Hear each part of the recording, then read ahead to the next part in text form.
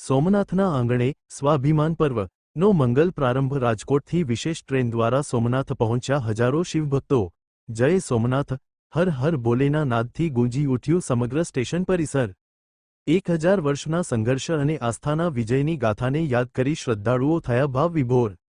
ભારતીય સંસ્કૃતિના રાષ્ટ્રીય સ્વાભિમાન અને અજેય આસ્થાના પ્રતીક સમાન પ્રથમ જ્યોતિર્લિંગ શ્રી સોમનાથ મહાદેવના સાનિધ્યમાં આજતા 08 જાન્યુઆરીથી 11 જાન્યુઆરી સુધી સોમનાથ સ્વાભિમાન પર્વની ભવ્ય ઉજવણીનો પ્રારંભ થયો છે।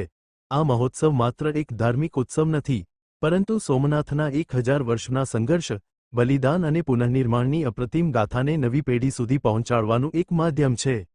આ પર્વમાં જોડાવા માટે રાજ્ય સરકાર દ્વારા 4 મહાનગરોથી વિશેષ ટ્રેનો દોડાવવામાં આવી છે, જેના ભાગરૂપે આજે રાજકોટથી વિશેષ ટ્રેન સોમનાથ રેલવે સ્ટેશન ખાતે આવી પહોંચી હતી।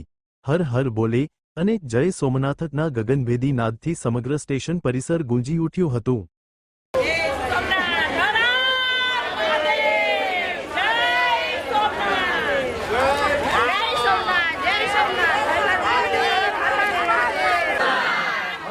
સોમનાથ મહાદેવ કી જય।